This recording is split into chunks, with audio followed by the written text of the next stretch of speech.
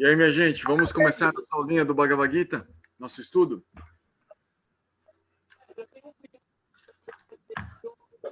Vou dar uma ajustada aqui na câmera. Na aula passada, nós iniciamos a leitura e também comentário do Bhagavad Gita e paramos, se não me engano, no verso 15, é isso? Boa noite, Fábio. Fábio, vocês estão acompanhando aí, anotaram onde nós paramos? Não.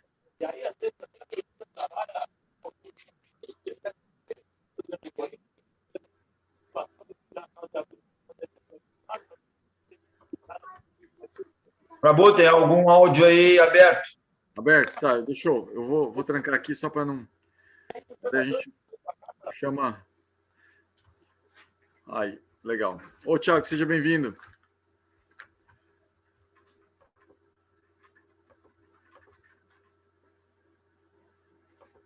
Bem, na aula passada, nós falamos sobre até o verso 10, a questão da unidade e diferenças simultâneas. E a ideia é continuar, então, comentando, né, o capítulo 9. E ele é bem profundo, porque trata, assim, de aspectos bem importantes, fundamentais de Bhakti Yoga. E até o início dele, né, bem contundente, assim, quando Krishna diz que isso que ele vai começar a tratar agora com Arjuna, é o rei do conhecimento e o rei de todos os segredos. Então, aí vem esse aspecto que é muito sutil de entender por que Bhakti é um segredo. Não é que a gente vai chegar e falar assim, olha, gente, aqui só pode entrar Bhakti quem for iniciado e passar por várias austeridades, não é nada disso. Né, como que às vezes a gente tem essa ideia das sociedades secretas, né, que tem que passar por várias iniciações, ser convidado e tal. Não, Bhakti é confidencial devido a que é um tipo de conhecimento que é transmitido assim, meio que no pé do ouvido, para pessoas que realmente, sinceramente, estão interessadas em conhecer. Porque ele vai tratar de temas que vão mexer profundamente com a existência da pessoa. A matéria de eu costumo falar isso, né? Que cada yoga tem uma matéria de trabalho. Karma se trabalha o corpo, a personalidade, em alguma medida a mente, né? A Jnana Yoga se trabalha o intelecto, a racionalidade. A Ashtanga Yoga se trabalha a mente, né? Meditação, controle da mente, especificamente dá uma viagem nesse mundo interno representado pela mente. E Bhakti Yoga trabalha diretamente com a consciência, com o coração, com uma descoberta do eu, que se identifica como um ego transcendental. Então passa a tratar como se o ser, a consciência, ela fosse algo que vai permanecer durante todo o processo, mas é transcendental. Então, vai trabalhar essa descoberta, essa redescoberta do ser transcendental e o relacionamento com o ser supremo transcendental. Então, então, a matéria de trabalho é o próprio ser, que vai fazendo essa redescoberta.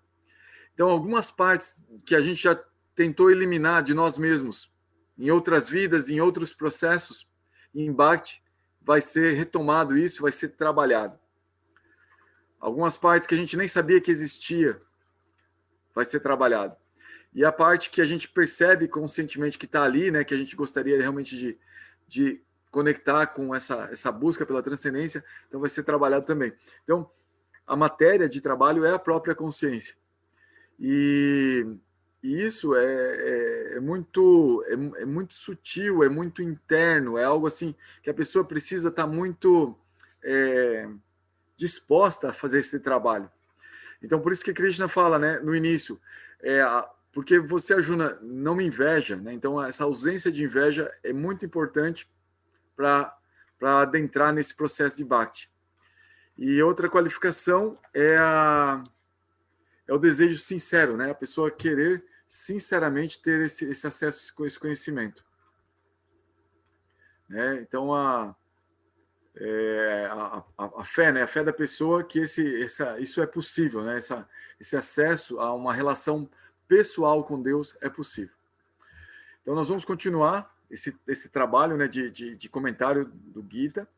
E aí vocês me interrompam, porque como é um tema bem profundo, por favor, parem, falem, ó, Goura, vamos trabalhar melhor essa questão e tal. Na aula passada a gente tratou bastante disso, sabe? Houveram algumas interrupções bem importantes, e aí a gente avançou até o verso 10. A gente vai continuar hoje a partir do verso 11. Para quem tem o Gita aí, acompanha, por favor, comigo. Capítulo 9, Prabhu. O capítulo 9. A partir do verso 11, acompanhem no Gita de vocês. Eu vou apresentando slides, aí vocês vão lendo os versos, né? E vai deixando, poxa, mas eu não entendi bem isso, olha só essa palavra aqui, essa frase. E aí vai tentando trazer para o teu entendimento, para a gente poder conversar aqui, tá?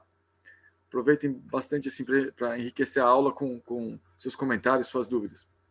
Sejam bem-vindos a todos que eu não cumprimentei ainda, a Raíssa, a Cristina, a Gabriela, a Tayana, a Neida. Sejam bem-vindos, por favor.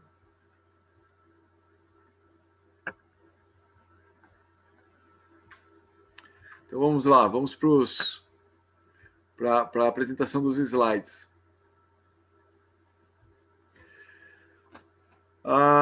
Então, verso 11 a 13, Krishna, ele dá um comentário sobre a sua forma, sobre isso assim que às vezes, né, ele diz ali até os tolos menosprezam a minha forma transcendental, né, o meu aparecimento. Então assim, aqui ele dá uma dura, né, nessa questão de chamar de tolos, porque é como se ele está ali, né, e as pessoas, por uma questão de ignorância, não conseguem percebê-lo. Então, aí ele fala de algumas formas, alguns aspectos que são importantes para a gente entender ele, né? Então, os Vedas citam 3 aspectos de Deus: Brahman, Paramatma e Bhagavan. Brahman seria a refulgência do Supremo, e ela traz o conceito de eternidade, ou o Deus energia. E Krishna já falou para Arjuna que as almas, elas são Brahman, elas são energia, elas são Brahman. Então, quando você encontra transcendentalistas que afirmam, olha, nós somos Brahman, nós somos Deus, essas pessoas, elas estão com razão, porque elas estão falando de um aspecto de Deus, que é o aspecto Brahman, o aspecto energia. Então, esse é um dos aspectos dele. Outro aspecto mencionado nos Vedas é Paramatma. Também se fala aqui no Bhagavad Gita, e justamente usa essa palavra Parama Atma. A personalidade de Deus em todos os seres vivos e coisas materiais. Né? Ele diz que ele está no coração de todos, né? Acompanhando como testemunha. Conceito de propósito divino, ou Deus, harmonia cósmica. Então é por exemplo, nós estamos desejando algo e a gente fala, nosso universo está conspirando para que eu alcance aquilo que eu quero. Mas quem é esse universo que está por trás, que está consciente do meu desejo? É Paramatma. Esse aspecto localizado de Deus que está junto comigo no meu coração, ouvindo meus desejos, ouvindo meus pensamentos, ouvindo meus sentimentos. E me conecta com o todo. Então esse é um aspecto localizado com cada ser vivo. Só comigo, Goura? Só porque eu rezo 10 Pai Nossos e 20 Ave Marias todo dia? Não. Até com a minhoca, com todo mundo. Paramatma está com todos os seres vivos, com os bons e maus, todos os seres vivos, todas as almas. Bhagavan, conceito da pessoa suprema em sua forma original, conceito de Deus pessoa, que possibilita todo tipo de relacionamentos.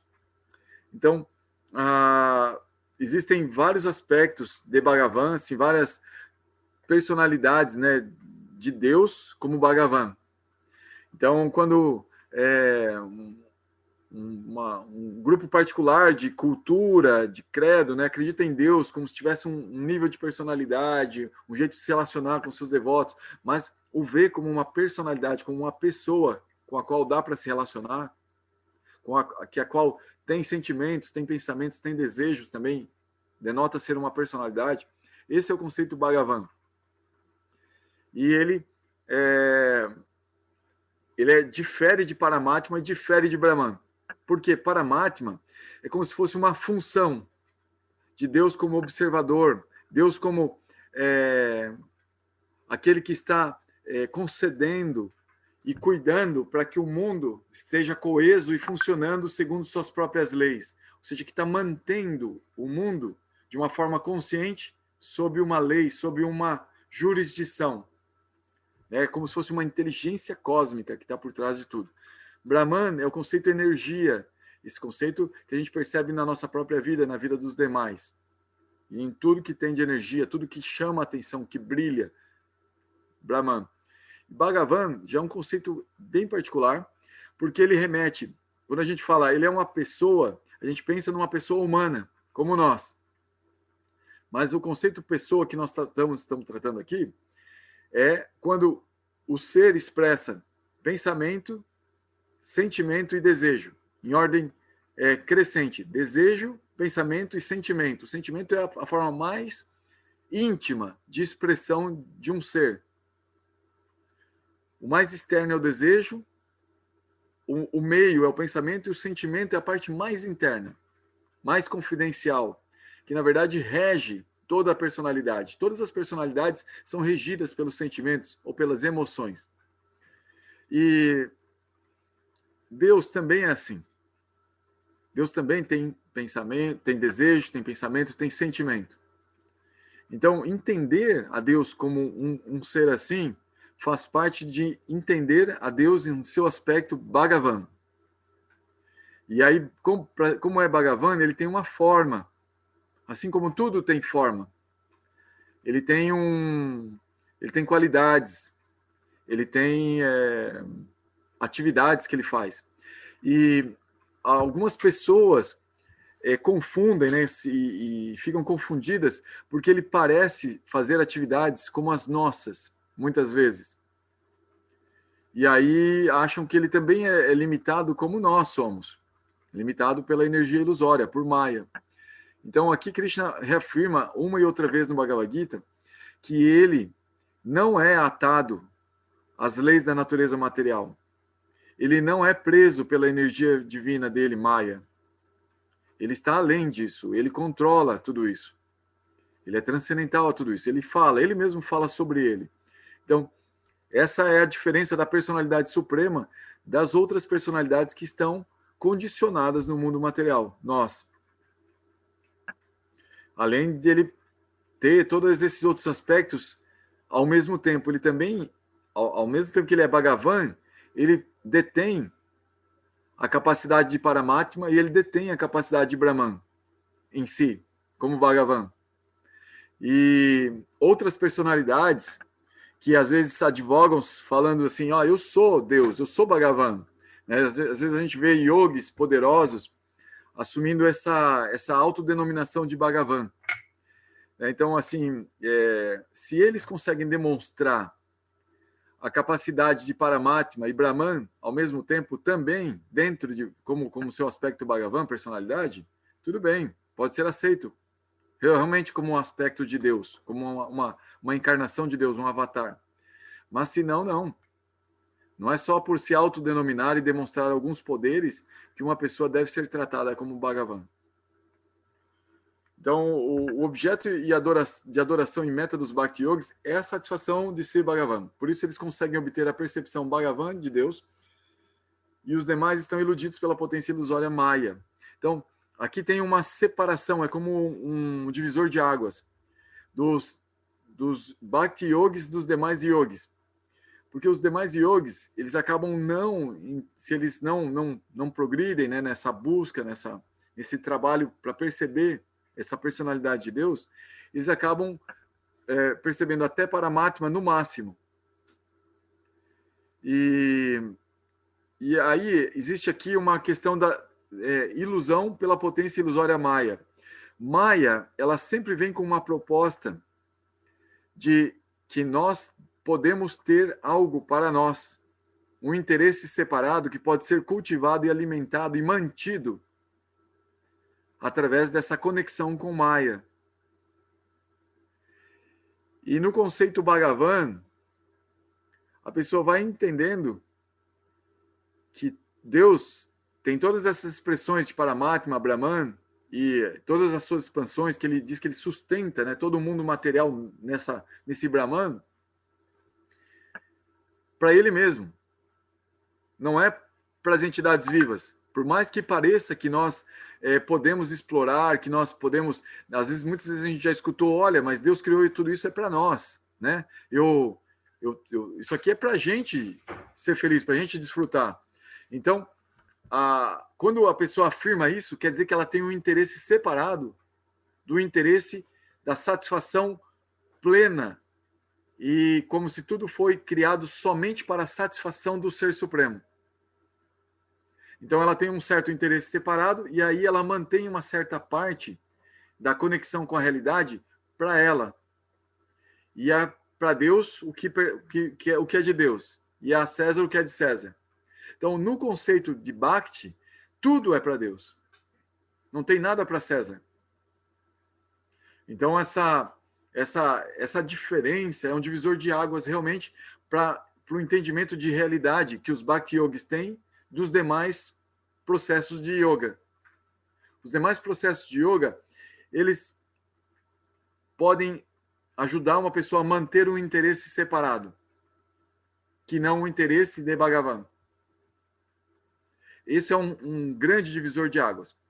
O Tiago faz uma pergunta aqui. Quem consegue realizar Brahman ou Paramatma ainda é influenciado por Maya, então? Sim. Nesse aspecto muito sutil, Tiago, que é muito importante entender isso, que é o aspecto de um interesse separado. Quando Maya oferece, por exemplo, olha, você vai ficar livre de mim, você vai ficar livre de mim e vai ter acesso a tudo isso, então você é Deus. Você está livre de mim, então você é Deus. É isso? É isso que você está me dizendo? Você vai ficar livre de mim, não me quer mais? Então você é Deus. Por que você não fica me administrando? Então fica comigo. Maya faz esse tipo de questionamento. Essa é a prova que o Sr. Shiva, na cosmovisão védica, Shiva, todo mundo já ouviu falar muito de Shiva, um deus, né, um semideus da cultura hindu. Da cosmovisão védica, Shiva é o esposo de Parvati, é o esposo da deusa Maya, da representação feminina de Maya, que é Parvati, Durga, né? Ele é o esposo dessas representações femininas da potência que controla a natureza material. E ele é como se tivesse a cada momento sendo tentado a ser o controlador de sua esposa. Sua esposa é muito casta, muito devotada a ele, como colocando-se a seu dispor e ao seu controle. E o Sr. Shiva, ele é tido como o esposo ideal. Na cultura indiana, as mulheres costumam fazer austeridades e oferendas a Shiva para pedir bons esposos. Depois eu conto como é que faz. Não, estou brincando, eu nem sei como é que faz. Mas, assim, a ideia é que elas fazem essas austeridades porque ele é o esposo ideal. Porque ele sempre está tentando satisfazer sua esposa. E, ao mesmo tempo, ele não se deixa enredar pelos caprichos de sua esposa, pelas vontades de sua esposa. Ou seja, ele satisfaz, mas, ao mesmo tempo, se mantém independente. Não se deixa controlar. Ele parece que se deixa controlar, mas quando ela vai fazer alguns testezinhos, ele dá um toque, fala, não estou sob controle, eu te amo muito, mas eu não estou sob seu controle. Amar é diferente de estar sob controle. Então, ela sempre sabe que ele é independente dela, então ela acaba se tornando dependente dele, no sentido de pedir orientações, proteção. Então, o Sr. Shiva é tido por muitos hindus como Deus mesmo, que está protegendo, cuidando de toda a natureza material. Né? Essa é uma cultura muito divulgada na Índia. Né? O Sr. Shiva é representado por um falo, né? Uma pedra em forma fálica. E a Parvati, e a deusa Maya, né, Durga, é representada por uma bacia em forma de uma vagina. Né? E a adoração que se faz aos dois juntos é o falo dentro da vagina, né, daquela bacia, e se faz adoração. E então a posição do Sr. Shiva é considerada a posição mais delicada de uma alma, porque ela está em constante contato com Maya, sem se deixar apegar a Maya. E ao mesmo tempo não querendo controlar Maya, não querendo ser o senhor de Maya, apesar de Maya estar aos pés dessa alma, desejando ser controlada por ela. Então, as pessoas que têm a realização de Brahman, ou mesmo de Paramatma, Paramatma é um grau acima ainda, tá? Mas tá ali. Elas recebem esse convite de Maya, a mesma posição do Sr. Shiva. Fica para me controlar. Você não precisa ir embora. Você vai embora e você vai ser o quê? Você vai se fundir em Deus? Então, essa é como a última tentação para sair do mundo material. E então as pessoas que não conhecem esse conceito de Bhagavan, elas realmente não aceitam o convite de Maya, ou seja, elas se libertam, entre aspas, de Maya, e para se fundir na existência do Brahman pessoal. Então é meio que elas anulam completamente sua personalidade para se fundir no Brahman pessoal. Então elas cessam aquilo que as caracterizava como uma partícula individual e diferenciada do Brahman, do demais do Brahman, que é seu desejo, seus pensamentos e seus sentimentos. Anula isso. Então, quando ela anula, isso é como se fosse um golpe da ilusão para a pessoa se anular, de certa forma. Então, é uma experiência transcendental, é uma experiência incrível, é uma experiência super satisfatória, porque a pessoa ela se encontra num estado de existência plena, de eternidade, e de relação com sua natureza se fundindo num todo. Mas justamente deixa uma parcela que era única nela e não tinha mais nenhuma igual em toda a criação de lado. Então, isso, pelos Bhakti Yogis, é considerado como o último golpe de Maya. Fazer com que uma alma anule a si mesma completamente. Então, dentro do conceito de Bhakti, esse pode ser um movimento perigoso de Maya para levar as pessoas a anularem suas existências. Então, os Bhakti Yogis, eles recomendam a pessoa evitar esse tipo de cultivo dessa filosofia, porque ela, em alguns momentos, ela parece ser muito tentadora, mas ela vai contra um princípio básico de Bhakti Yoga, que é trabalhar a consciência para a pessoa conservar sua individualidade em desejo, pensamento e sentimento. Esse tipo de filosofia que vai levar à realização só de Brahman, de eliminar esse ego, vai acabar com uma dessas partes.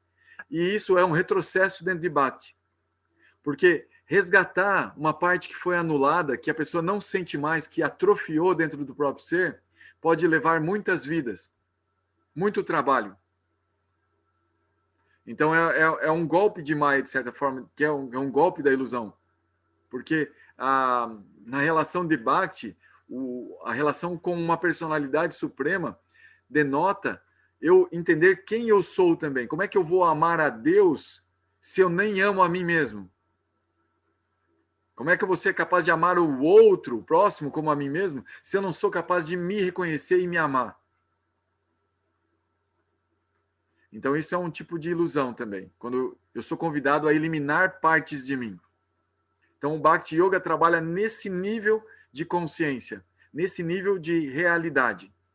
Não é para eliminar nenhuma parte sua. Você tem que compreender isso, purificar isso, para que isso seja relacionado com a transcendência e não mais com a matéria. Não se identificar mais com a matéria.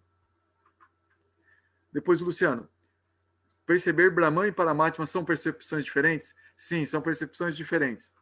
Por exemplo, a realização Brahman, ela envolve o entendimento de que eu sou Brahman. Não necessariamente que existe um Paramatma que é distinto de mim como partícula Brahman. Eu posso entender que Paramatma, que me conecta com tudo, sou eu mesmo, que estou conectado com tudo através dessa energia da qual eu faço parte. Então eu não progrido, quando eu entendo dessa forma e fixo minha experiência aí, minha fé aí, eu não progrido para o entendimento de Paramatma. Paramatma é um grau além. É quando eu percebo uma certa diferença entre Brahman e Paramatma. Quando a pessoa percebe Paramatma, é um pulinho para ela alcançar a percepção de Bhakti Yoga, de Bhagavan. É um pulinho. Mas é um pulinho em que a consciência, o ser, ele precisa dar esse pulinho. Que é justamente ter o desejo de se relacionar com essa pessoa suprema, com o Bhagavan, com aquele aspecto que ela percebe como Paramatma. Se não houver esse desejo de se relacionar, simplesmente de observar e contemplar, a alma pode ficar assim para sempre, contemplando a beleza de Deus. Isso é possível também. Para alguém travou, gente? O pessoal está reclamando que travou ali. Falem oi, por favor, aí. Alguém dá um oi? Oi, para mim não travou. Opa, a gente colocou lá que foi só para o Thiago mesmo. Ah, tá. Valeu. Então, Thiago, seja bem-vindo de novo. Aí, o Fábio pergunta, tem alguma relação com a Santíssima Trindade? Ou o cristianismo usou como referência para criar o termo? Então, essa questão da Trindade, ela é observada em várias dimensões de entendimento, de conhecimentos, de realidade. Eu não sou um expert assim nessa análise numérica, né, de outras culturas para trazer esses paralelos. Mas eu prefiro dizer que não. Eu prefiro dizer que não tem a ver com a Santíssima Trindade. Porque até poderia, né? A pessoa poderia dizer assim que, por exemplo, o Espírito Santo seria o Brahman, né? O Filho seria Bhagavan e Deus seria Paramatma, né? Como que está ali inspirando a gente, né? E porque não está bem claro quem é a personalidade de Deus para nós ainda, né? Mas a personalidade de Jesus como Filho está ali como Bhagavan, né? Poderia, mas você vê que é uma tentativa, né, de encaixar algo assim que foi colocado num contexto, né, de uma explicação, num arcabouço, e também tem toda uma explicação filosófica que vem depois de numa interpretação da Bíblia, não exatamente que está lá na Bíblia, né, explicando que Deus se explicita assim nessa Santíssima Trindade, né? Isso vem como depois, é uma tentativa filosófica, né? De entender o cristianismo, da mensagem de Jesus. Então, é como que a cosmovisão cristã, ela tem alguns leques, assim, alguns gaps, né? Alguns espaços que estão vazios, e aí o pessoal tentou preencher com algumas explicações. Então, eu prefiro não me arriscar muito em corroborar, em afirmar sobre essas explicações, né? Eu sei que elas são pertinentes dentro da fé e da prática dos cristãos, porque ajuda as pessoas a realmente encontrarem experiências transcendentais dentro desse contexto, né, de filosófico e de fé. Então, eu não invalido de forma alguma, né, isso. Ele é válido e a gente percebe que tem pessoas que realmente têm experiências transcendentais e progridem nas suas práticas, né, num contexto também bem próximo de Bhakti, poderia até se dizer que é Bhakti em alguns casos, para avançar dentro dessa prática que tem esse conceito da Santíssima Trindade. Mas não dá para perceber da mesma forma como aqui na cultura védica e dentro do contexto de Bhakti Yoga, porque acaba sendo uma adaptação meio que forçada, Fábio. Então eu prefiro não entrar nessa seara. O próprio conceito Brahman, Paramatma e Bhagavan, eles são distintos, né, por exemplo, Jesus, quando vem, ele vem como uma personalidade, ele se apresenta como filho de um pai, então ele está apresentando um conceito, de certa forma, pessoal, de relacionamento com Deus. Então ele está apresentando o conceito Bhagavan. Ele está trazendo uma novidade meio que para o judaísmo. O judaísmo estava num conceito meio distante, Deus energia, um Deus que, de certa forma, era pessoal no sentido de fazer eles ganharem, né, de eles serem um povo predominante, que ganhava as batalhas e tal, protegia eles, o povo escolhido.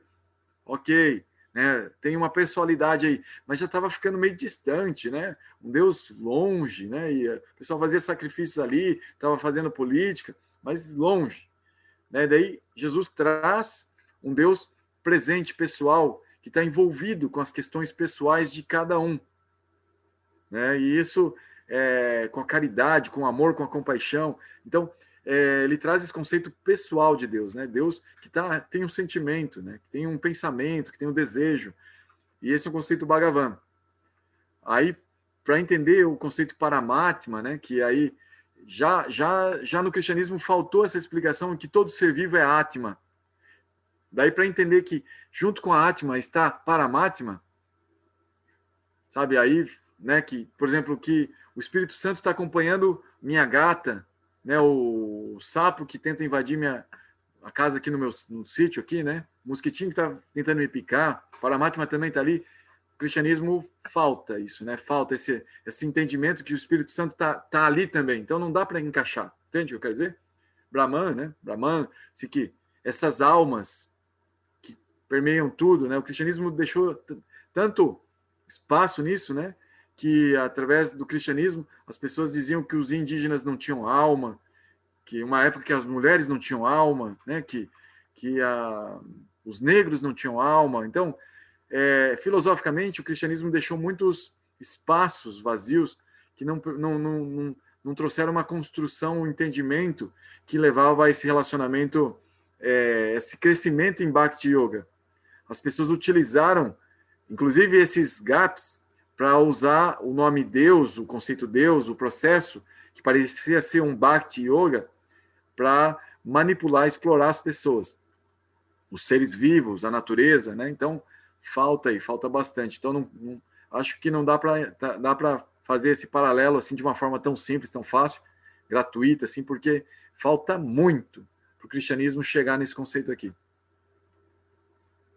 Luciano faz uma pergunta aqui. Poderia explicar como se dá a relação com o Paramatma na prática? Alguma voz interna, uma intuição, etc? Sim, ele pode se expressar assim, mas assim, quando você começa a ouvir a voz de Paramatma, você está tendo uma experiência transcendental, ou seja, seu sentido interno transcendental está ouvindo a voz de Deus dentro de você. Isso significa que você desenvolveu essa audição interna que ouve a voz transcendental de Deus. Isso é muito avançado. É necessário avançar bastante nesse crescimento interno, nesse reconhecimento desse mundo interno, para chegar nesse ponto. Então, muitos de nós temos anjos da guarda. Nós temos como que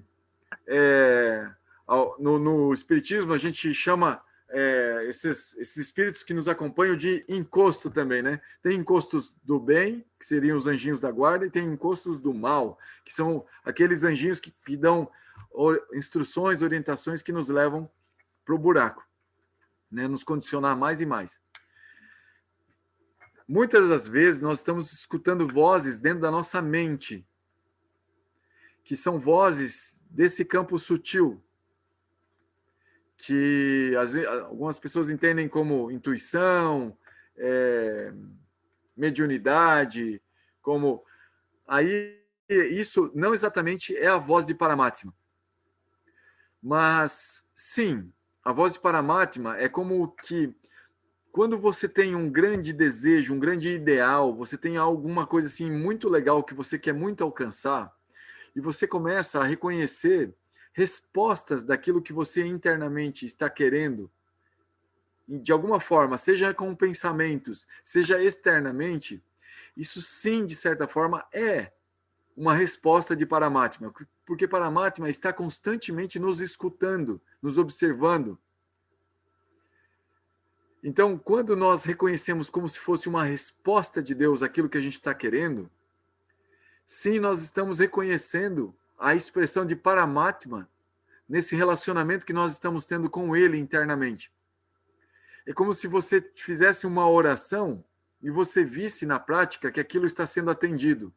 Então você está reconhecendo a ação de Paramatma na sua vida. E isso vai começando a despertar esse sentido interno que eu estava falando, que você começa a ouvir você começa a ver. Mas isso tem que ter uma dose de sinceridade com relação aos próprios ideais, com relação aos próprios quereres, os desejos, os pensamentos, os sentimentos internos que nós temos. Quando nós reconhecemos isso em nós de tal forma que nós identificamos isso, que não fica toda hora mudando. O que fica toda hora mudando justamente é identificar esse desejo, esse pensamento, esse sentimento com a nossa mente que está toda hora mudando. Então é muito difícil fixar isso e ver isso como uma determinação, como algo genuíno que sou eu quero realmente aquilo. E daí fica difícil reconhecer essa vozinha que sempre está nos indicando o que é bom para nós, o que nós queremos e que realmente vale a pena, vai nos indicar o nosso processo, vai nos indicar uma vida progressiva, porque Paramatma ele quer isso. Ele, de certa forma, facilita tudo que nos faz progredir na nossa vida e nos dificulta as coisas que não nos fazem progredir. É difícil fazer o mal e é fácil fazer o bem. Isso está em várias escrituras e Krishna no Bhagavad Gita ele fala assim também, Arjuna, o bem sempre vence o mal. Então, isso quer dizer que existem facilidades para o bem prevalecer sobre o mal, segundo as próprias leis da natureza, segundo as próprias leis de Deus. Então, Paramatma, ele nos dá essa facilidade para acontecer coisas boas que nós desejamos sinceramente. Agora, se a gente não focar muito nisso, com muita atenção, preservar os desejos, os pensamentos, os sentimentos relacionados com esse bem absoluto para nós, a gente facilmente não vai reconhecer a voz de Paramatma. A gente vai se confundir e vai ouvir mais essas outras vozes internas que estão relacionadas com a nossa mente, com a nossa mediunidade, que podem ser vozes de espíritos.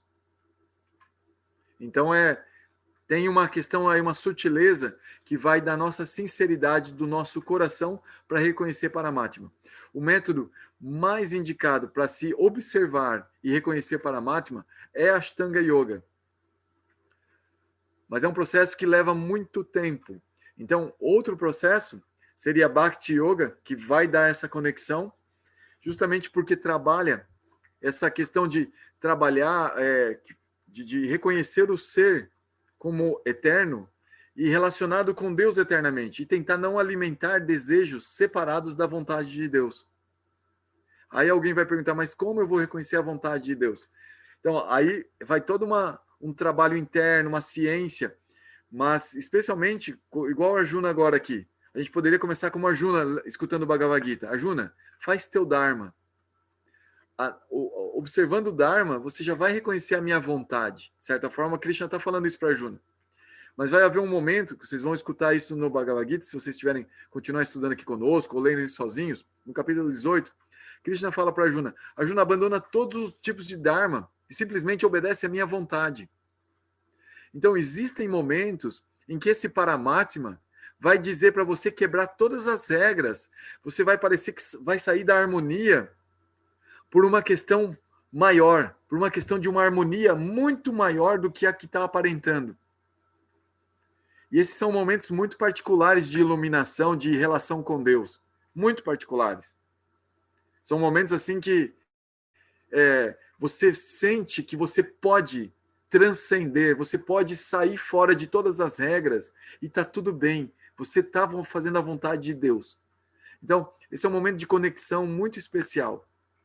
Mas, a princípio, o Dharma representa essa vozinha do Paramatma. Externa, né? De forma externa. Aí a Tayana pergunta, né? E com Bhagavan, como se dá essa escuta ou relação?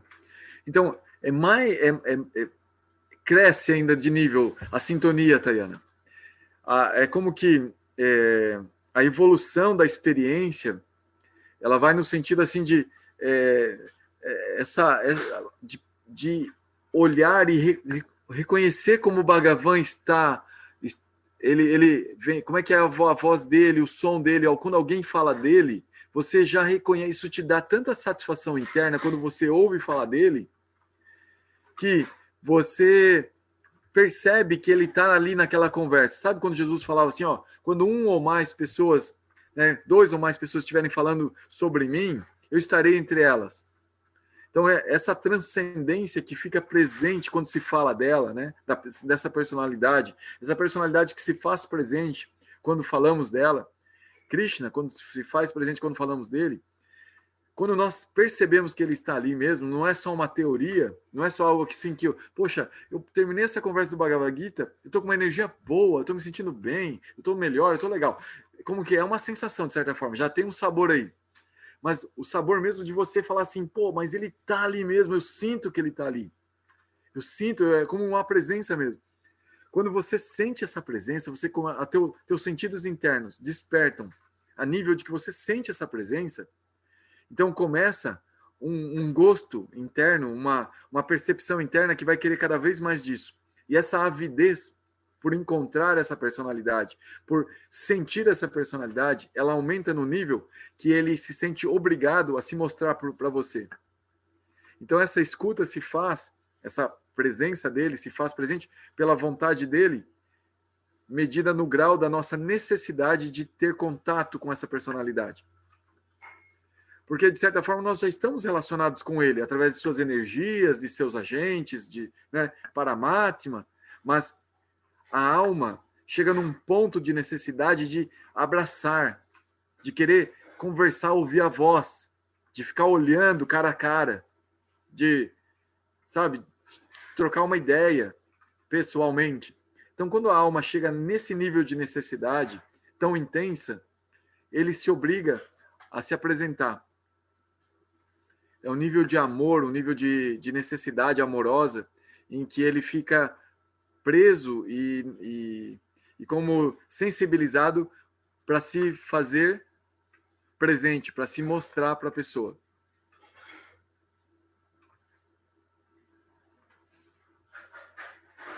Aí, ali o Luciano pergunta, mas o Dharma é fundamental para chegar adiante?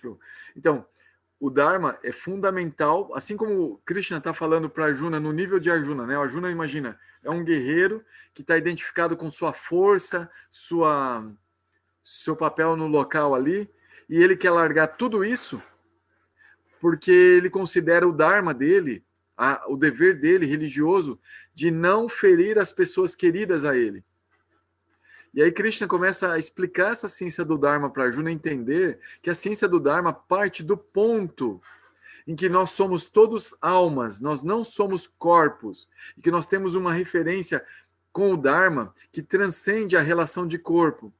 E o corpo deve ser utilizado dentro dessa relação absoluta. E essa relação de corpo vai mudar, porque é material. Então o Arjuna, que era neto e era discípulo do Guru, era amigo, primo daquelas pessoas que estavam no exército inimigo, mudou a relação por causa da matéria. O corpo daquelas pessoas tinha assumido uma posição diferente dentro do tempo. O Guru não estava mais como o Guru dele naquele momento da guerra. O avô dele não estava mais como avô naquele momento da guerra.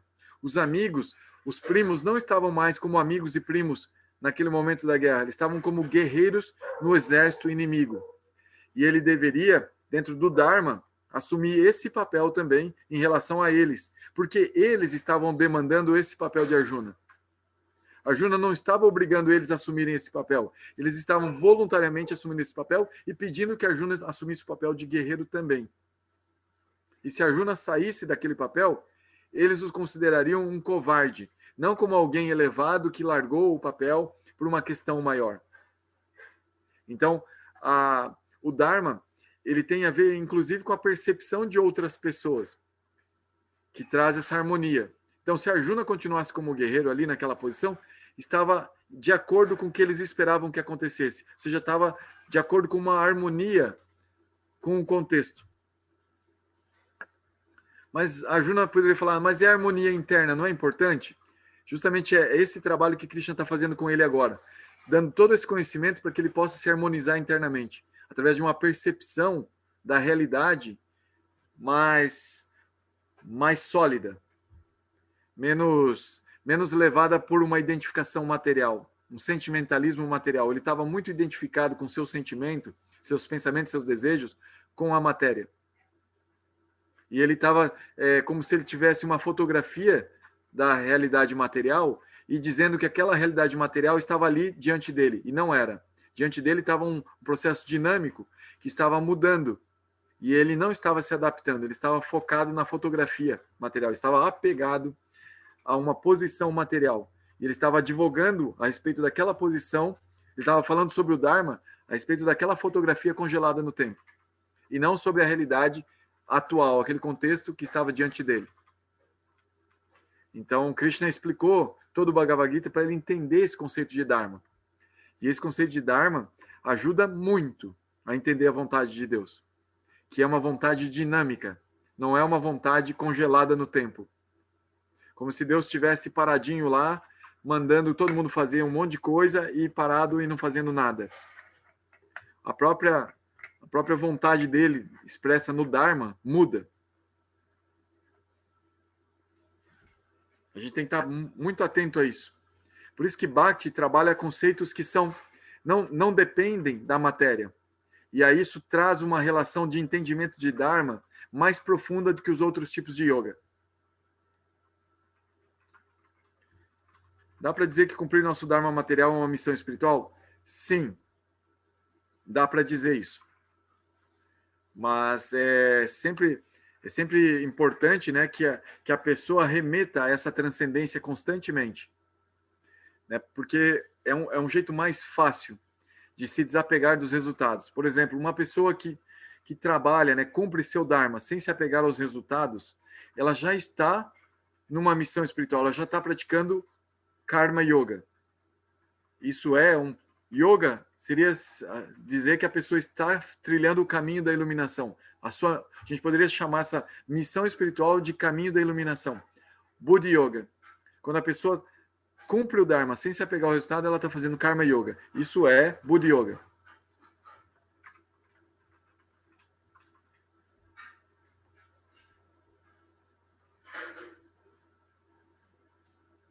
Pessoal, vocês gostariam de retomar? Grato vocês pelas perguntas. Bem importantes essas perguntas.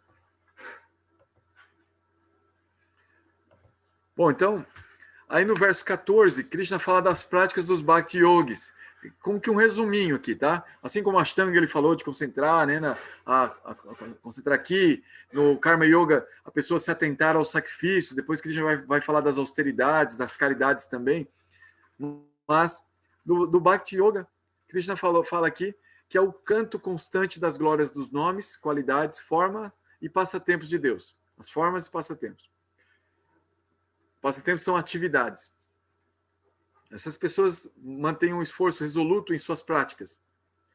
Têm uma atitude reverencial a Deus. E mantêm uma adoração com devoção, com amor. Não é só uma adoração cerimonial, né? Tem essa questão interna dos sentimentos, né? Desse lado pessoal envolvido, né? O desejo, o pensamento, o sentimento envolvido na adoração. Aí, olha só que interessante. Krishna fala assim que, de alguma forma, as pessoas podem desenvolver essa atitude de bhakti indiretamente. E aí, no caso da pessoa impersonalista, ela busca a unidade com Deus. Elas percebem a diferença entre matéria e espírito e buscam essa unidade com Deus. Então, indiretamente, elas alcançam uma relação com Deus também. Mas nessa questão mais energética. Existem as pessoas que adoram os semideuses, pensam que os semideuses são as várias formas de Deus no universo. Né? Por exemplo, quando uma pessoa estuda astrologia, ela tem a tendência a ficar pasmada com a influência dos planetas, dos deuses na vida das pessoas. E como que, dentro desse conceito védico, pelo menos, o conceito ocidental não tem muito isso, mas o conceito védico, você tem uma questão de fazer alguns rituais, alguns sacrifícios para agradar alguns semideuses específicos, para minimizar o impacto, a influência negativa daquele semideus na própria vida, ou seja, minimizar o karma negativo relacionado àquele semideus. Então, existem pedras, gemas que são indicadas, orações, mantras que se devem recitar constantemente para abrandar o coração desse semideus específico e ter um impacto na vida da pessoa. E esses tipos de rituais, eles têm como eles são receitados pelos Vedas, eles têm uma prática e um resultado que é palpável, é perceptível pelos astrólogos, pelos brahmanas, pelas pessoas que estudam os Vedas. Isso leva muitas pessoas a esquecerem desse conceito de Deus, uma personalidade Bhagavan que está acima de tudo e controlando tudo e relacionado com a transcendência, e traz para essas pessoas um valor, um super valor dessas formas de semideuses que representam a vontade de Deus na nossa vida. Então, existe uma tendência de várias pessoas, dentro desse contexto védico, adorarem aos semideuses como aspectos de Deus, representações da vontade de Deus na própria vida. E existe, né, esse outro conceito que é bem próximo a esse que eu falei, que é a adoração ao cosmos, que é um relacionamento com a forma universal de Deus, que também tem a ver com esse lance da astrologia também, mas aí é uma questão mais da natureza, né, não é tão assim personificado nos deuses, mas sim nas forças da natureza. É um nível abaixo da adoração aos deuses. Então são adorações indiretas. Krishna menciona no verso 15. Vocês podem me acompanhar ali na leitura, tá? Dos versos. Versos 16 e 19. Aí Krishna fala dos diferentes aspectos da energia material com os quais nos relacionamos de forma reverencial e que são Krishna. Então ele já falou um pouquinho disso no capítulo 7, se não me engano, né? Versos 8 a 12. Lembra que a gente fez até uma enquete, né? Que aspectos você acha mais interessante? Ele fala aqui e ele vai falar de novo no capítulo 10. De como que a gente percebe ele na natureza, assim. Então, aqui tem um comentarista, que eu trouxe até a frase, né, que ele colocou no comentário dele sobre esses versos, que aquele tema que nos ajuda a purificar nossa posição constitucional é especialmente Krishna. Então, qualquer tema que nós falemos e que isso ajuda a purificar nossa posição, ou seja, nos libertar de certos condicionamentos, esse tema é Krishna. Tem certas terapias que nos ajudam a nos libertar de certos condicionamentos. Pode ser entendido como um aspecto de Krishna. Então, existem várias atividades e temas que nos ajudam a construir um entendimento mais profundo da realidade. E quando nos ajuda a construir um entendimento mais profundo e mais íntimo da realidade para nós, esse tema pode ser tratado como sendo Krishna também. Então é muito interessante a gente estudar essa parte e ter essa flexibilidade, porque algumas pessoas até se tornam fanáticos, né? Assim, por exemplo, outro dia eu recebi um vídeo de um amigo, né? Que ele sabe que eu pratico Bhakti Yoga e tal, e ele é evangélico. E aí ele me mandou um vídeo, não sei se me alertando ou para pedir minha opinião a respeito. Ele não fez nenhum comentário a respeito, só me mandou o vídeo, né? E aí depois eu mandei meu comentário para ele, né, sobre o que eu achei. Não sei se era isso que ele queria, mas eu mandei meu comentário. E aí nesse vídeo, o comentarista ele falava que yoga era uma expressão de Satanás. Aí eu falei, caramba, né, meu? Como é que esse cara fala uma coisa dessa, né? Porque não entendeu o que Krishna falou de yoga no Bhagavad Gita, né? Yoga, para Krishna no Bhagavad Gita, é um processo de iluminação espiritual, que leva até uma relação pessoal com ele. Como que vai falar que é Satanás? Como denotando que yoga fosse o contrário disso, né? E aí ele fala de vários temas, assim, ele vai deturpando o negócio, né? Então eu fico pensando assim, como que às vezes uma pessoa ela se limita a falar de Deus em determinados quadradinhos, que se falar de outro tema que não seja aquele quadradinho, a pessoa está falando do inimigo, não está falando de Deus também.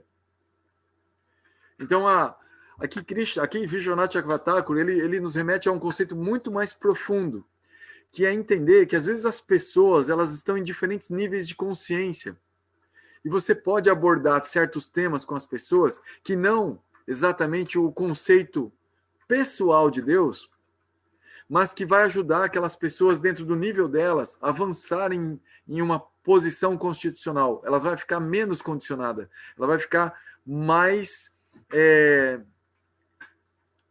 clara para ela sobre quem ela é, o que é essa realidade. Conversando sobre um outro tema que não aquele quadradinho, que às vezes fala sobre Deus pessoalmente, fala sobre se entregar, sobre se render, sobre orar, levar uma vida intensa de devoção a Deus. Legal, mas para aquela pessoa isso está muito distante e isso não vai ajudar ela. Mas se às vezes falar sobre uma alimentação que vai cuidar da saúde, às vezes falar sobre cuidar da própria mente, falar sobre um tema que aborda a política, mas uma política que denota uma compaixão, uma compreensão do outro, um respeito pela natureza humana, né, pela natureza dos vegetais, a natureza dos insetos, a natureza dos animais, ou seja, que ajuda a pessoa a entender algo além do seu próprio umbigo. E que isso dá um melhor entendimento do que está aí fora e de quem ela é em relação a isso que está aí fora. Poxa, legal. Isso também é Krishna. Segundo o que Vishwanath Chakravartin analisou sobre esses versos do 16 ao 19. Então leiam atentamente esses versos e percebam, tentam entender isso que Vishwanath Chakravartin remeteu assim. E ver se vocês conseguem perceber outros temas na realidade de vocês que faz vocês terem uma consciência melhor. Que faz as pessoas que estão ao redor de vocês terem uma consciência melhor. E às vezes não estão falando exatamente da pessoa de Krishna.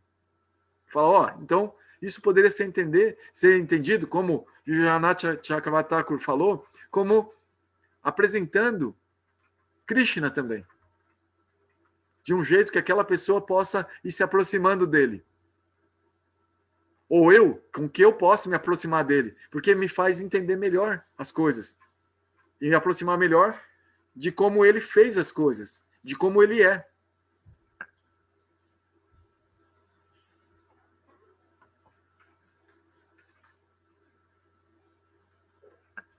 Aí os versos 20 e 21, Krishna fala dos resultados relativos da adoração. Então, isso acontece especialmente com relação à adoração aos semideuses. Semideuses, quando uma pessoa, um devoto, um bhakta, adora um semideus, ele vai receber os resultados relacionados àquela adoração. E os semideuses, eles entregam benefícios materiais. E isso perece, devido à influência do tempo, perece, vai acabar algum dia. E na relação com o Senhor Supremo, com Krishna, mesmo quando a gente pede algo que é material, que é perecível... Agora, desculpa interromper, ali entre parênteses é perecíveis? Desculpa, perecíveis. Não, tá bom. Obrigado aí, depois você tem que corrigir ali.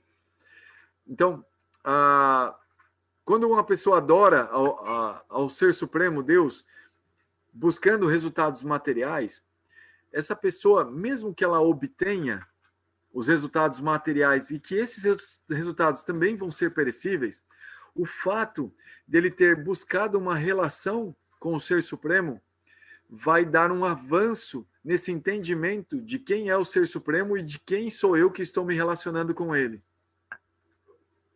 E isso não é perecível. Essa construção de relacionamento não é perecível.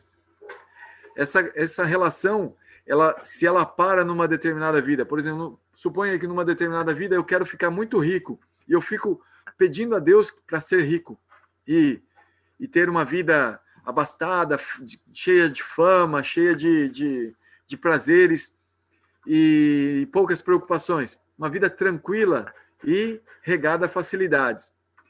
E se eu alcanço isso em alguma vida e eventualmente eu esqueço de Deus, a questão é que quando acabarem esses resultados e eu retomar a minha vontade de me aproximar de Deus, eu vou retomar de onde eu parei o relacionamento com Ele. Não importa se foi no ponto em que eu era rico e daí eu quis parar de me relacionar com Deus, ou se foi um pouco antes de ficar rico, eu também quis parar de me relacionar com Deus porque Ele não me deu na hora que eu quis. Ele me deu numa vida depois, ou 2 vidas depois, mas Ele me deu o que eu queria. Mas eu parei antes porque Ele demorou muito. Não importa, mas eu vou continuar o relacionamento com Ele de onde eu parei de me desenvolver nesse relacionamento, nesse entendimento de quem Ele é e de quem sou eu.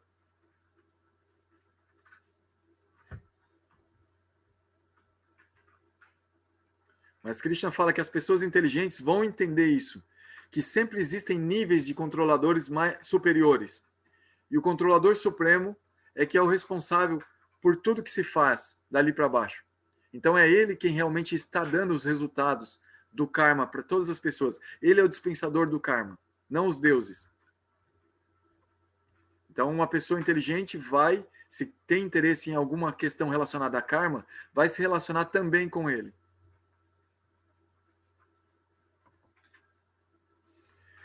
Aí Krishna fala no verso 22, bem interessante, né? Esse verso, é muito importante esse verso. Deus cuida pessoalmente de seus devotos em todas as suas necessidades.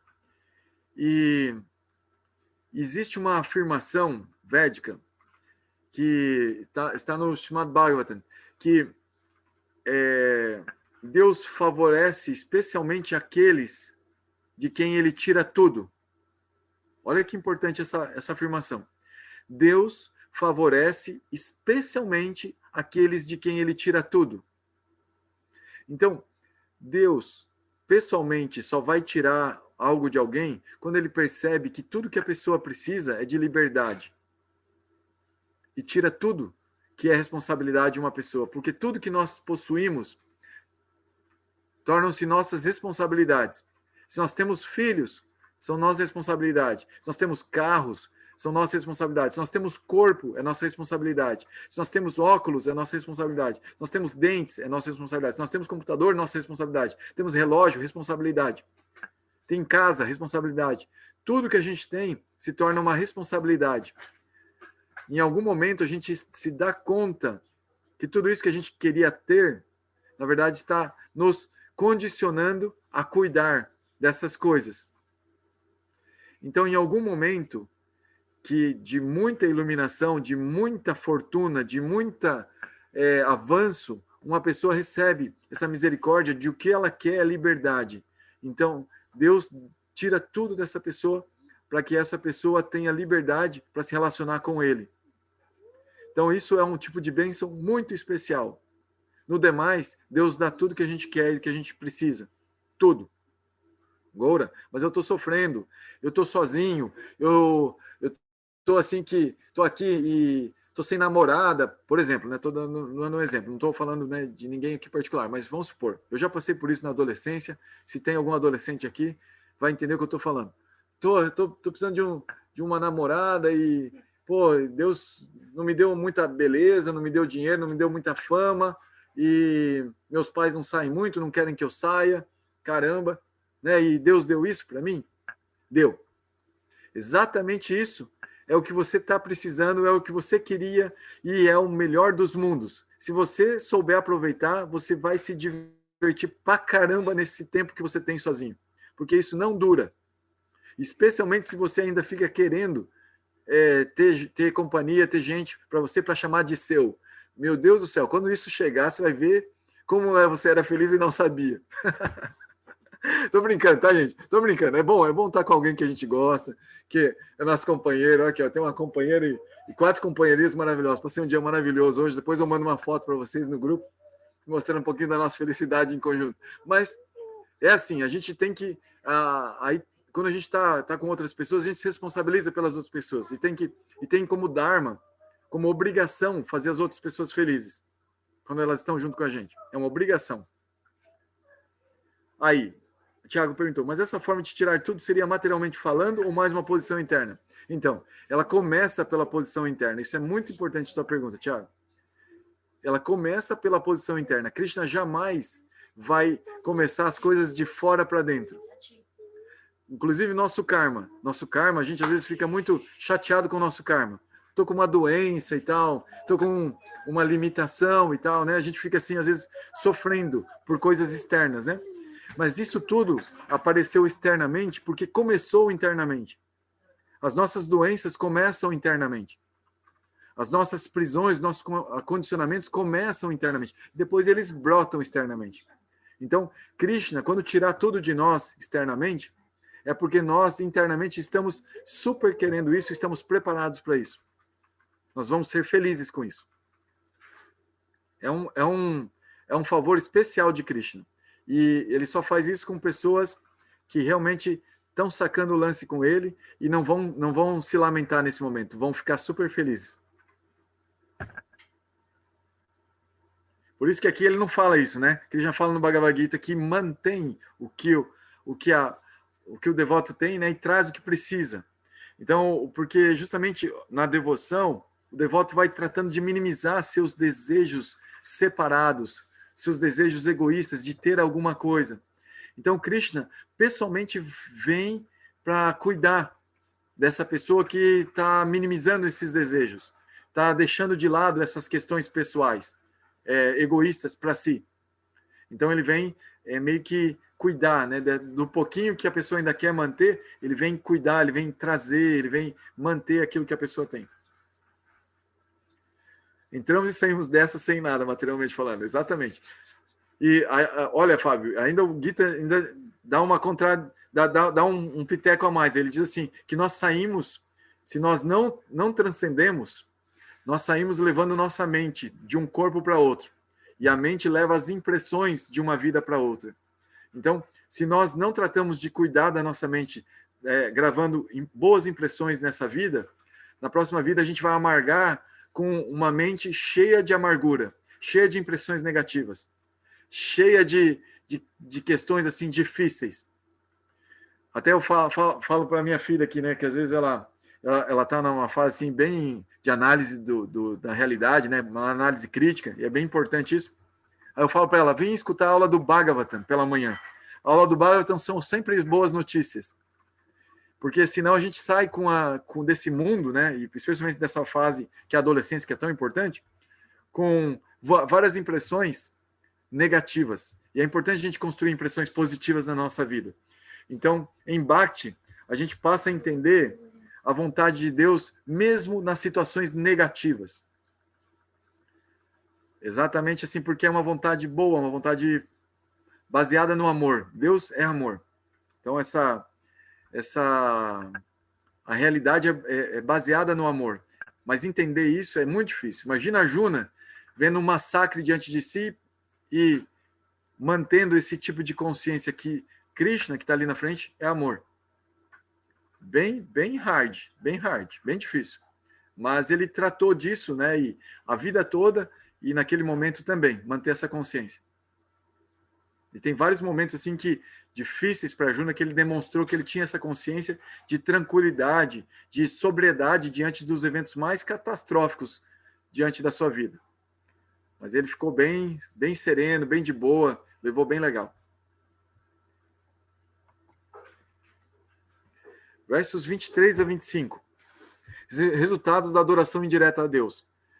Então a pessoa fica presa no samsara, ciclo de nascimentos e mortes, seja nascendo entre os semideuses, entre os ancestrais, entre os fantasmas, entre os homens, entre animais, vegetais ou minerais. Ou seja, dependendo do que a pessoa adora, esse aqui é o destino segundo a adoração. De novo, Krishna remete a esse conceito.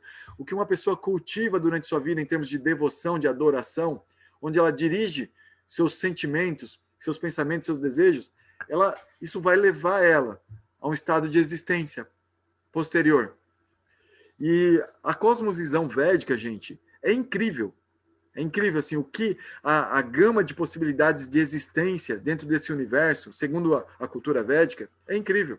Você pode nascer em planetas que você nem imagina. Só que naquele planeta vai ter um tipo de existência que justamente é o que você está, de certa forma, cultivando, querendo que aconteça. E lá naquele planeta tem, mas é material ainda. Então, isso né? E os animais, quantas espécies de animais incríveis que têm experiências incríveis na vida. A gente pode também nascer entre eles, os vegetais. Você acha que os vegetais não estão tendo experiências de vida? São experiências incríveis. Os minerais, todos os seres vivos, eles têm experiências incríveis de vida. Nós temos uma experiência incrível de vida. Se nós não valorizarmos esse momento que a gente tem e perceber o incrível que está acontecendo na nossa vida, a gente está, segundo os Vedas, nós estamos sendo mesquinhos. A palavra em sânscrito é kripana, ávaros. Nós estamos sendo pão duros. Nós não estamos entendendo a riqueza da existência humana e da experiência de vida humana. Então a gente precisa ser menos pão duro, menos ávaro, menos mesquinho. Aí a gente vai entender a grandiosidade da existência humana.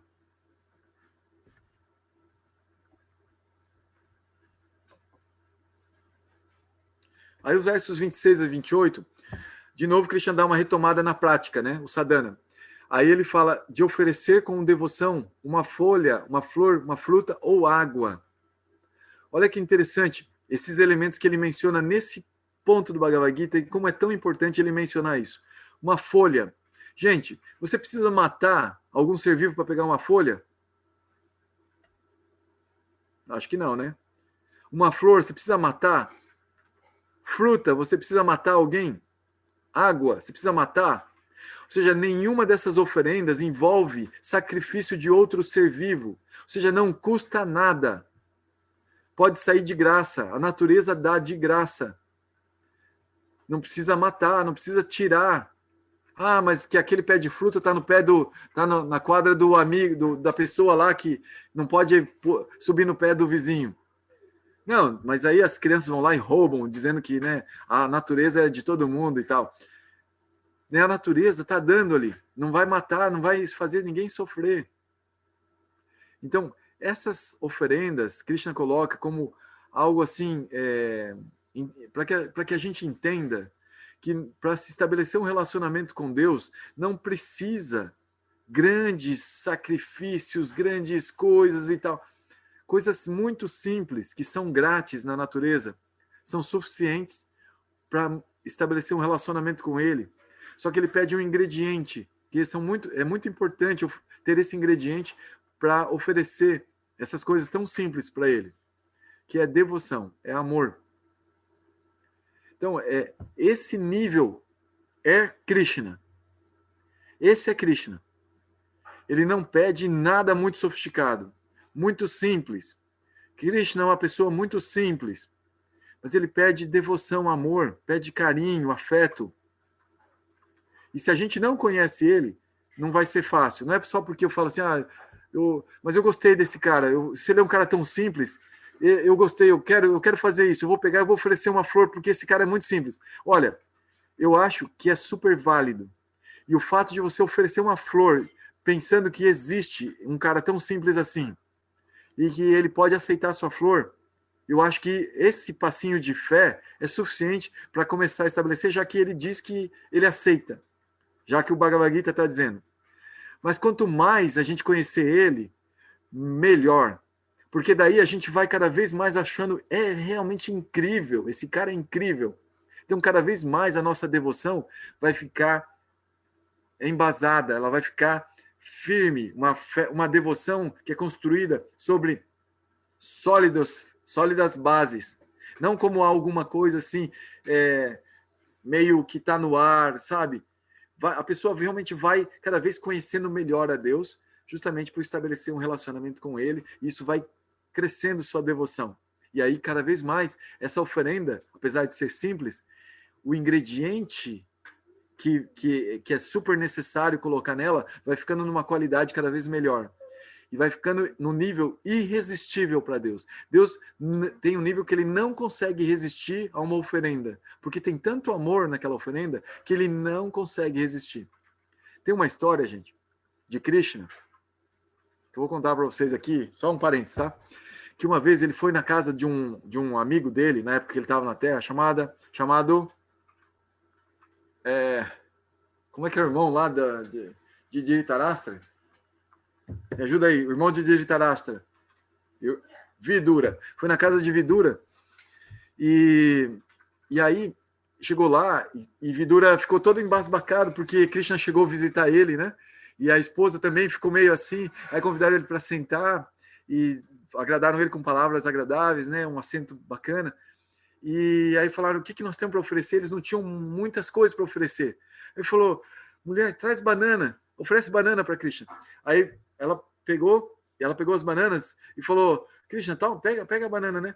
E só que daí ela pegou e começou a descascar a banana, jogava a banana fora e dava a casca, porque ficou admirada olhando Krishna assim, e maravilhada com aquela situação, e meio perdida no carinho que ela tinha, mas na surpresa da visita, e daí ficou assim, e aí Krishna pegava a casca e olhava assim ela, porque percebia que ela estava tão embevecida, com tanto carinho ela dava aquela casca, que ele começou a comer a casca. Daí Vidura falou: para. E daí foi lá e pediu para Krishna comer a banana e não a casca. Mas esse tipo de ingrediente é fundamental, é o carinho, o afeto por Krishna. Ele aceita, ele fica obrigado a aceitar qualquer oferenda que se faça com carinho. Fazer tudo como uma oferenda a Deus. Esse é o verso seguinte. Não só fazer essas pequenas oferendas simples, mas qualquer coisa, tudo. E aí, é interessante assim que Krishna fala em um momento assim: olha, uma pessoa, um yogi, ele caminha, ele evacua, ele dorme, ele namora, ele faz tudo, percebendo que ele mesmo não está fazendo nada. É só o corpo que está fazendo todas as atividades. Então, o Bhakti Yogi, ele começa, além de perceber que é só o corpo, ele vai trabalhando a questão de que, nesse momento, a minha intenção é que seja para o Senhor Supremo, para agradar o Senhor Supremo. Tudo que eu faço. Tudo. Então, o Bhakti Yogi, quando ele começa a entrar nesse tipo de prática, ele vai afinando esse tudo. Porque em alguns momentos ele percebe assim: mas isso aqui eu acho que Deus não está gostando mais que eu faça. Eu estou com vontade de fazer, mas, sabe, eu acho que ele não gosta tanto. Aí entra aquela questão que o Luciano falou, a vontade e o Paramatma, a vontade de Deus, né? Como é que a gente ouve a vontade de Deus? Como a Tayana perguntou, como é que a gente vai ouvir essa vontade de Bhagavan, de Paramatma? Como? Então ele vai, como que numa intuição, ele fala: eu acho que ele não gosta mais disso, eu vou dar uma segurada nessa onda, não vou mais fazer essa atividade. Eu posso fazer tudo para ele, tudo. Mas essa atividade, eu acho que ele não gosta, não faz bem para mim também. Eu acho que eu vou dar uma segurada.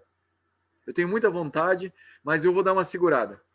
E aí a pessoa consegue, às vezes, entre aspas, se reprimir sem danos mentais, sem danos físicos, com uma certa austeridade, um certo desconforto, mas com uma tamanha determinação que faz a reforma mental necessária para aquilo se tornar uma liberdade daquela atividade a que a pessoa estava condicionada antes. E aí ela toma outros hábitos que são mais libertadores, que a pessoa sente que tem mais a ver com a vontade de Deus, e também a faz como uma oferenda a Deus. Então isso chama karma misra bhakti, karma mesclado com bhakti, quando a pessoa busca fazer atividades para agradar a Deus. Boa noite, Neida, obrigado. E aí tem essa questão de permanecer indiferente aos frutos de qualquer ação e manter a atenção fixa no Supremo. Então, de novo, Krishna reforçando a recomendação: não se apegue aos resultados de sua ação. Entrega para mim. Então, esse é um nível assim, de consciência que demanda essa fé no Ser Supremo e no entendimento que ele é uma pessoa, uma personalidade com a qual a gente pode estar se relacionando e fazendo as coisas.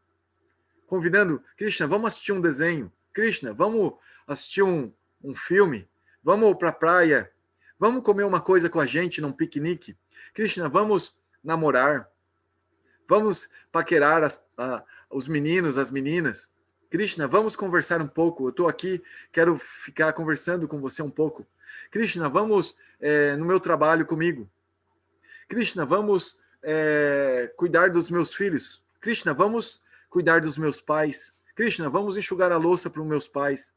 Krishna, vamos, sabe? Você pode convidar Krishna para fazer qualquer coisa com você. Atenção fixa no Supremo. sem se apegar aos resultados.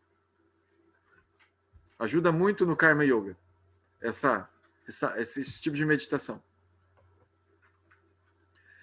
Verso 29. A equanimidade de Deus não limita sua reciprocidade de intercâmbios amorosos com seus devotos.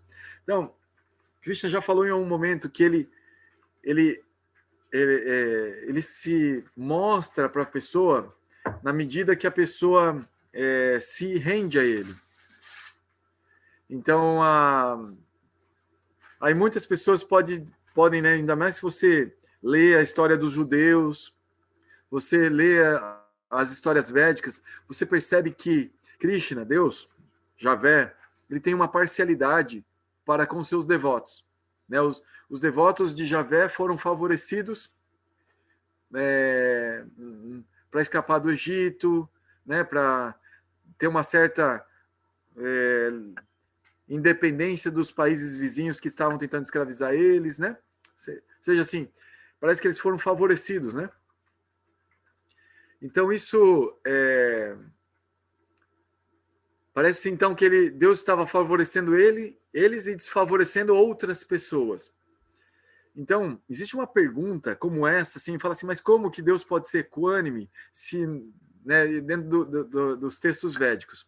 Do Srimad Bhagavatam, existe uma pergunta a Sukadeva Goswami, que a pergunta é a seguinte, né? Fala assim, mas como Deus parece que favorece os semideuses?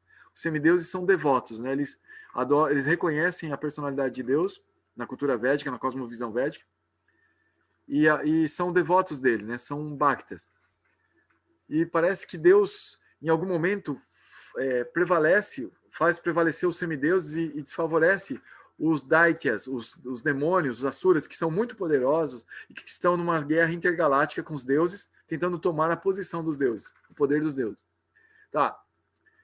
E aí, parece que Deus, de vez em quando, intervém nessa guerra aí e favorece os deuses e prejudica os demônios. E aí, essa pessoa que estava conversando pergunta, né? Mas por que parece que ele favorece, né? Ele favorece mesmo? Em vários momentos se diz que Deus é imparcial, que ele é equânime. Como é que é isso? E aí Sukadeva Goswami explica assim, né? Que no seu aspecto tempo, Deus favorece o modo da bondade. Olha só que interessante. Isso é como uma lei que acontece e permeia toda a natureza material. O tempo, que é um aspecto de Deus, ele pessoalmente favorece o modo da bondade. Então, de certa forma, ele nesse caso, impessoal. O tempo, de certa forma, é meio que impessoal. Ele é como um administrador, impessoal, equânime. Ele só está favorecendo uma regra do jogo. Olha, com o tempo, o modo da bondade vai prevalecer. Sattva-guna vai prevalecer. Vocês devem ter estudado o capítulo 14, 17 e 18. Lá no comecinho do nosso estudo, eu pedi para vocês lerem esses capítulos. Se vocês quiserem, retomem, para vocês entenderem do que eu estou falando agora. Ele vai favorecer Sattva-guna, o tempo, e não vai favorecer Rajas, modo da paixão, nem Tamas. Então, se uma pessoa cultiva Sattva-guna, materialmente, ela vai ser favorecida pelo tempo. Então, ela vai se dar bem. Ela vai prevalecer sobre outras pessoas que estão cultivando Rajas e Tamas. Se ela cultiva Sattva-guna. Isso é uma afirmação no Bhagavatam, e se diz, e essa afirmação do que parece ser parcialidade de Deus para com os bons, e ele prejudicar os maus, não é uma parcialidade onde Deus aparece e pimba, acaba com os maus e prevalece os bons. Os maus estavam cavando o próprio buraco faz tempo. Ou seja, o tempo estava registrando a ruína das pessoas que estavam no modo da paixão e da ignorância, que tendem a ser o mal, que a gente identifica como o mal aí. E o bem a gente identifica como o modo da bondade, geralmente. Né? Então, assim, o tempo favorece. Mas é uma regra, não é uma parcialidade. Então, as pessoas escolhem o tipo de energia com as quais querem lidar. Inclusive, os demônios, quando eles cultivam o modo da bondade, eles são favorecidos e eles prevalecem sobre os deuses, para mostrar que o importante é isso, é cultivar o modo da bondade. Tá? Então, assim, dentro do mundo material, né? Dentro do mundo material, para se dar bem materialmente falando. Tá? Então, isso é um nível de explicação de equanimidade de Deus. Ele é igual com todos, ele está no coração de todos, ouvindo todo mundo, dando para todo mundo o que a pessoa quer.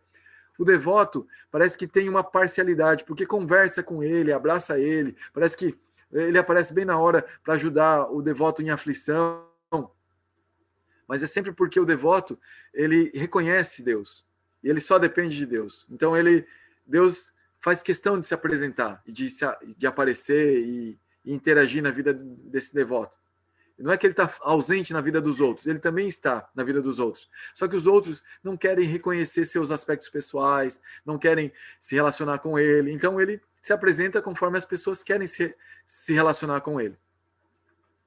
Então é só uma questão de reciprocidade. Mas ele é equânime para com todos. Ele não força a barra.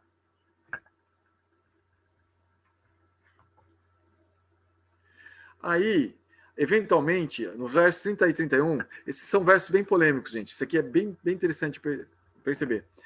Alguém pode se desviar do processo de Bhakti.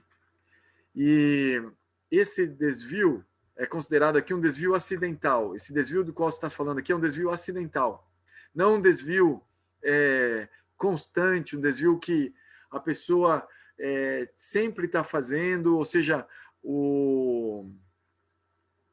é um hábito, o desvio é um hábito da pessoa. Não, é algo que aconteceu lá uma, duas vezes, e daí a pessoa está arrependida, está muito tempo tentando sair daquilo, e até que ela reconhece que pode cair, igual, né? Eu tive a oportunidade de frequentar os Anônimos, né, gente? Recomendo, é maravilhoso os processos. E lá nos Anônimos eu aprendi assim, que um adicto jamais deve deixar de reconhecer que é um adicto. Jamais. O adicto tem que sempre afirmar que é um adicto e que ele está só um dia, limpo. Eu vou estar limpo a vida toda. Nunca. A gente aprende lá nos Anônimos. Nunca falar isso. Sempre pensar, eu só quero passar um dia mais limpo. Um dia mais sem ser escravo da minha adicção. Só um dia. E eu peço ajuda para a minha força superior, para Deus que está dentro de mim. Passar um dia mais limpo.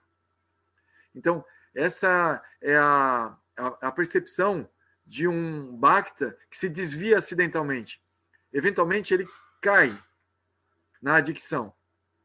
Mas no dia seguinte, ele pede de novo para essa força superior, por favor, não me deixa cair. Não me deixa cair. Me ajuda a ficar limpo mais um dia, por favor. Então, essa oração, essa busca de se purificar, de se livrar dos condicionamentos, é uma prática constante do Bhakta, que está tentando transcender e não ficar escravo dos modos da natureza, né? E especialmente com comportamentos que possam fazer as outras pessoas sofrerem, né? Esse nível de compaixão em um devoto um Bhakta é muito, muito presente. Então, o processo é tão poderoso que esse praticante logo se torna virtuoso e desfruta de suas qualidades adquiridas na prática.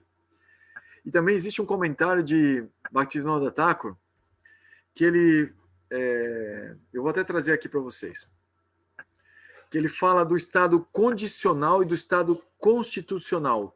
Estado condicional, então, atividades como limpeza, atos piedosos, alimentação, satisfação das necessidades do corpo, da sociedade, progresso mental, etc., são consideradas atividades condicionais.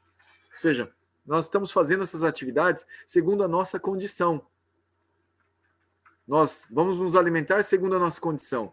Nós vamos satisfazer as nossas necessidades do nosso corpo segundo a nossa condição. Isso vai ser diferente devido às condições diferentes de cada um de nós.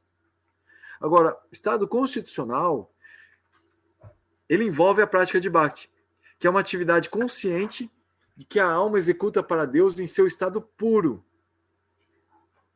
Então, é uma função constitucional, não é algo que depende do corpo. Goura, mas eu tomo prachada, que é arroz e feijão. enquanto outra pessoa come todo dia lasanha. E o meu arroz e feijão... Não, arroz e feijão tá caro pra caramba, né? Às vezes a lasanha sai até mais barato, fazer lasanha de tofu, de queijo vegano, né?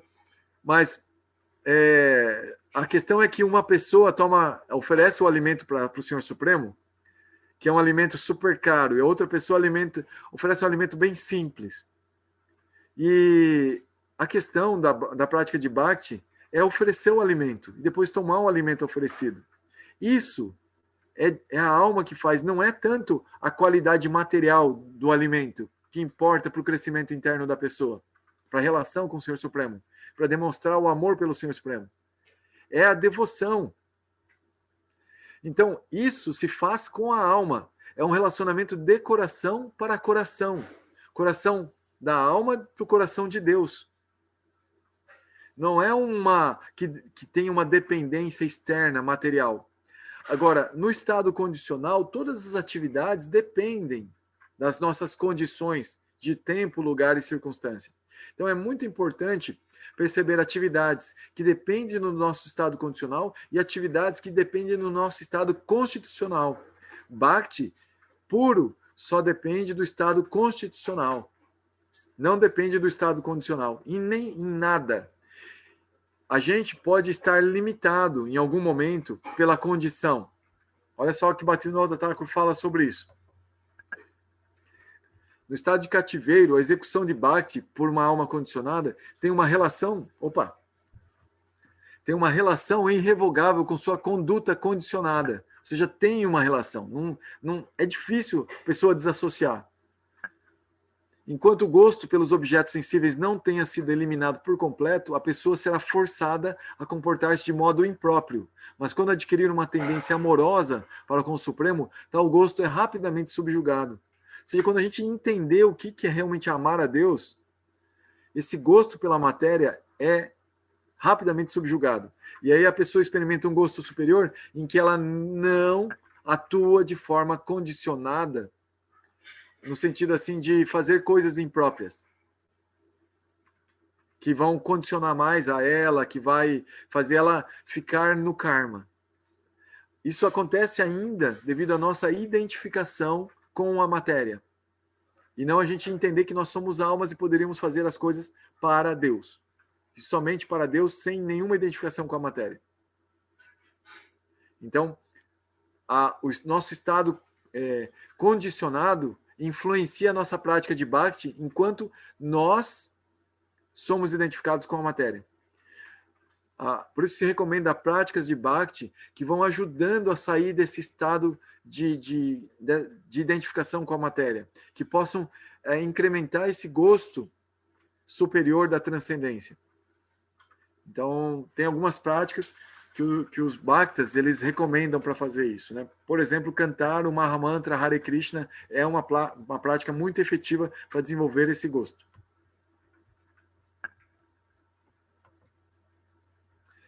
Aqui, o Sri Bhaktisiddhanta Sindhu declara: se pela vontade do destino um sadhaka realiza um ato proibido, não é necessário nem apropriado que o expie separadamente, pois a influência do Bhakti substitui a função da expiação.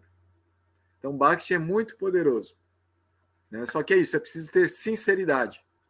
Existe uma regrinha que a gente estava estudando recentemente, né? Num grupo aí que estuda Bhakti, que se a pessoa comete atos impróprios, atos pecaminosos, se apoiando na força da prática de Bhakti, ou seja, ela acha que Bhakti vai limpar ela daquilo e aquilo fica sendo uma prática recorrente, ou seja, ela sempre faz o ato pecaminoso, achando que depois ela vai tomar um banho e fica limpo.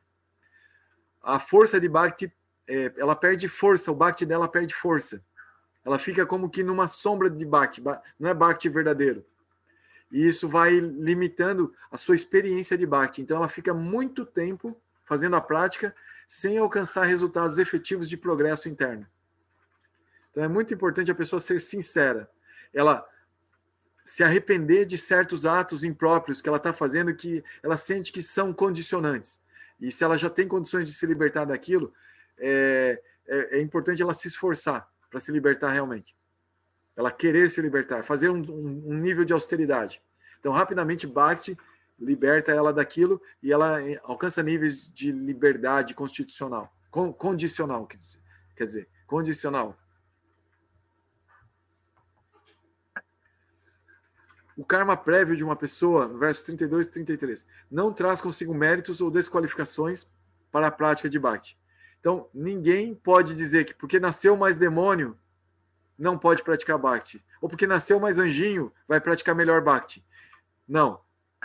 Bhakti não é limitado por características do nosso corpo externo. É uma tendência do coração. Se a pessoa no coração deseja praticar Bhakti, ela tem que começar a trabalhar com esse coração para que esse Bhakti incremente. A matéria de trabalho da pessoa é o coração, não é a mente, não é o corpo.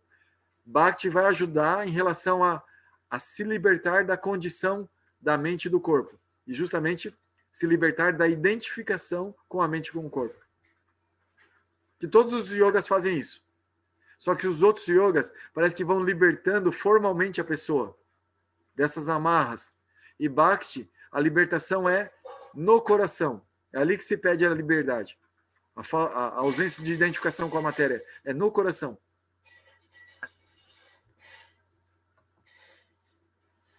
Aí, no verso 34, Krishna recomenda a si mesmo.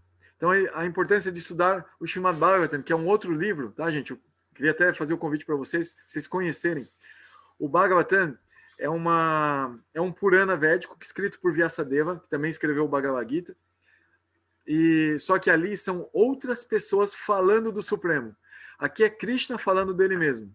Então, tem um nível de conhecimento explícito sobre Krishna no Bhagavad Gita e um nível de conhecimento explícito sobre Krishna no Srimad Bhagavatam. O Srimad Bhagavatam é muito, mas muito mais profundo do que o Bhagavad Gita para entender a personalidade de Krishna, a personalidade de Deus. Não tem comparação. Muito mais profundo. Como que o Bhagavad Gita seria como o jardim de infância dentro de um entendimento de quem é Deus quando ele se apresenta. O Srimad Bhagavatam seria o nível da pós-graduação já. Eu posso sair do Bhagavad Gita para o Srimad Bhagavatam? Até pode, mas ainda assim se recomendam alguns outros livros que podem ajudar nessa transição para que ela seja suave.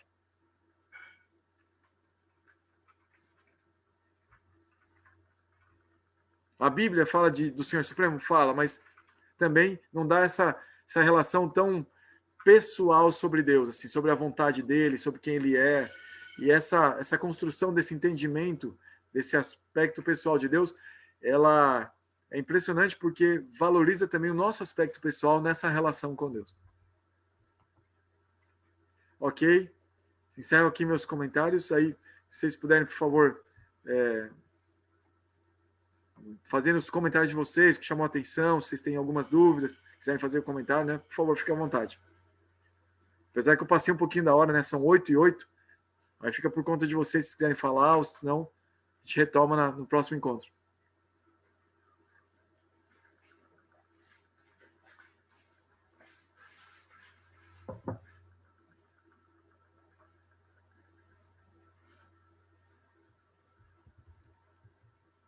Só gratidão, Prabhu. Obrigado, Luciano. Obrigado aí. Obrigado pelas perguntas. Obrigado, Thiago. Obrigado pela pergunta, pela participação, viu?